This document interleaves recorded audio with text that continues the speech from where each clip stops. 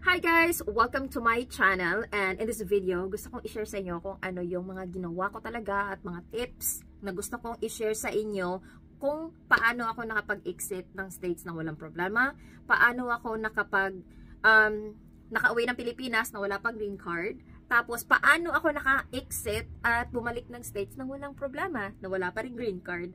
So ayan, based lang ito sa aking experience. So I'm not an expert at gusto ko lang i-share sa mundo kung ano ang nangyari sa akin. And it actually worked. So sa previous video ko guys, nasabi ko na it is very complicated, but I really hope or wish in this video na ma-explain ko lahat-lahat. But before that, gusto ko lang sabihin na please watch the entire video para naman malaman nyo kung ano yung ginawa ko. But at the same time, meron pa akong sasabihin at the end of this. Thank you. And so, without further ado, ayan, una, eto lang talaga siya. Direct to the point. So, pagkadating ko ng States, that was early 2022, we got married within 90 days. At tapos, nakapag-file na ako ng aking green card. So, ayan, it will be a very long journey kasi sa lahat ng mga delay, for 2 years na delay talaga sa immigration, I am expecting na medyo matatagalan talaga na ma-approve or ma-adjudicate na makatanggap ako ng green card, diba? So, isa talaga sa dapat na gawin guys is, besides sa green card na ipaprocess, kailangan mo also na mag-process for your advance parole form. Bali, at that time, 2022, pag nakapag-file ka ng advance parole or yung work permit at saka yung green card mo, isang ano lang siya, isang fee lang siya, isa lang yung babayaran mo with 3 forms or 2 forms. Yung sa akin, 2 forms lang, advance parole at saka green card. So, ayan, kasi alam ko guys, bakit ko pinoses or in-apply yung advance parole. Kasi alam ko guys na babalik ako ng Pilipinas. At kailangan talaga ang advance parole para makapag-exit ako ng States dito sa Amerika na habang pinaprocess pa ang aking green card. Para naman hindi siya ma-deny or para hindi ko siya ma-abandon, kailangan kong mag-request ng advance parole. But hindi pa dyan natatapos guys kasi alam nyo, kahit sabihin na meron kang emergency na kailangan mong umuwi ng Pilipinas, ganito, ganyan, or kahit anong country pa yan, hindi lahat kasi na-approve ng advance parole or AP. Sabihin na lang nating AP ha. Hindi kasi lahat na-approve or nabibigyan ng ganun. Kasi for me, it's a privilege na na-approve talaga ako. Pero alam nyo yung bali struggle talaga kung paano namin siya na-achieve. Ichichika ko sa inyo. So ngayon guys, alam ko na matatagalan yung process ng aking green card. So kaya stay put ka lang dyan. Hindi naman yan maa-abandon. But I need to do the right thing. Kailangan kong i-emergency update yung padaliin ang aking AP. Kasi kailangan na kailangan ko siya.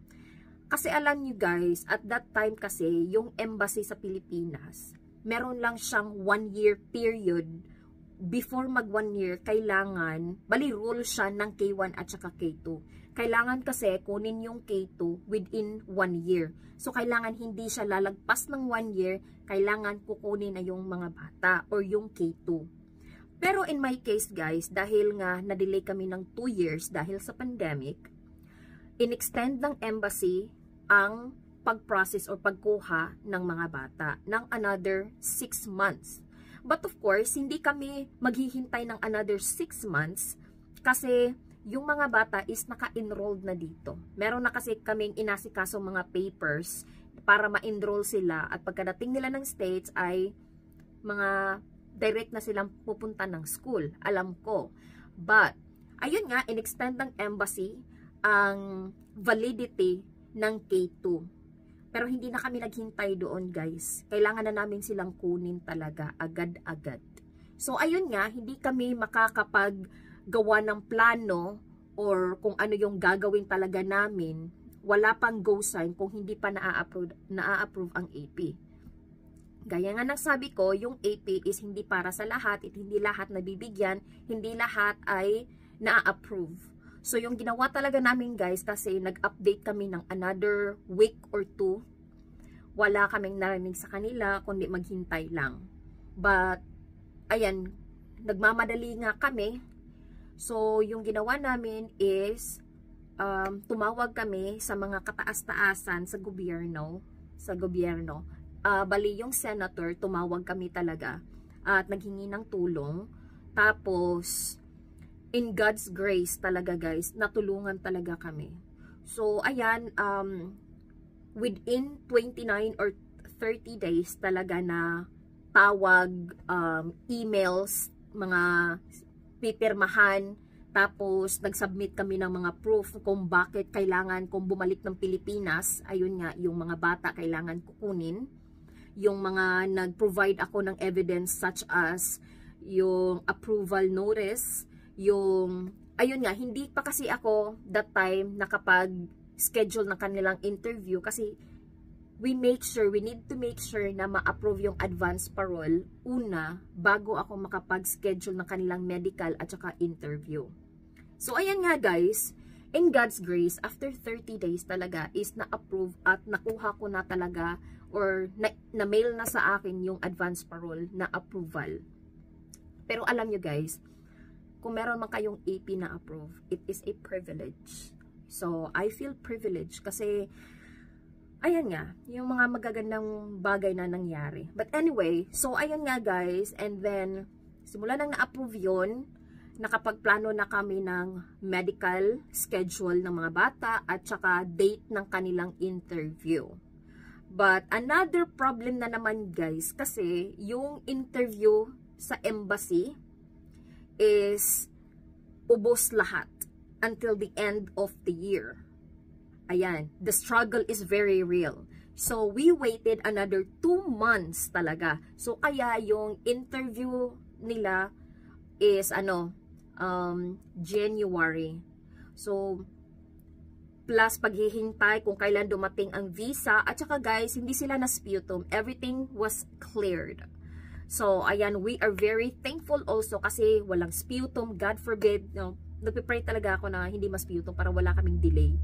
Ayan, walang na-sputum, visa approved, and then we've waited ng mga halos 1.5 weeks talaga bago dumating ang visa nila. So, kaya ayun. And, ngayon, paalis naman ng states, no? Nung nag-travel na kami ng Pilipinas, wala akong naging problema guys, kasi i-exit lang naman ako, di ba? So, ayan, pagkadating ko ng Pilipinas, wala din akong problema kasi ayun nga, citizen pa rin ako doon. Ngayon guys, nang mag-i-exit na ako ng Pilipinas, nagka-issue guys kasi wala nga talaga akong green card. And the immigration doon sa Cebu, they've never encountered anyone exiting the country without a, American IDs or proof na, ayan, that I am a resident there. But of course, dahil nga sa advance parole, sa ichichika ko na sa inyo to, never silang naka-encountered ng isang passenger na walang green card, walang expired na yung visa ko guys at that time, pero dinala ko talaga yung old passport ko at saka bago. Tip, dalhin nyo talaga ang old passport nyo guys at saka new kung magkaiba ang apelyido. Kasi sa old passport ko, pinakita ko sa kanila ang old visa ko talaga. Tapos, kahit pinakita ko sa kanila yung advance parole papers, documents na galing talaga ng immigration dito or USCIS dito sa States, they are mind blown kasi they've never encountered anything like that. But sasabihin ko sa inyo guys, ako talaga yung kauna-unahan siguro or I don't know. But yun ang nangyari. They confirm everything. They confirm my identity. At ayun nga, they let me go after an hour of interrogation. Charets. Ayan, medyo awkward siya kasi maraming tao talaga ang naghihintay. But then we have our private lane with my family, of course. And then we are exhausted. Mataas-taas pa ang aming biyahe papuntang States. Ayan, I was interrogated for an hour talaga, mahigit. And alam nyo guys, pagkadating ko ng States, wala. Binigay ko lang yung advance parole na paper bago pa siya hindi na ako nakapag-explain, binigay ko na lang yung paper and then bam!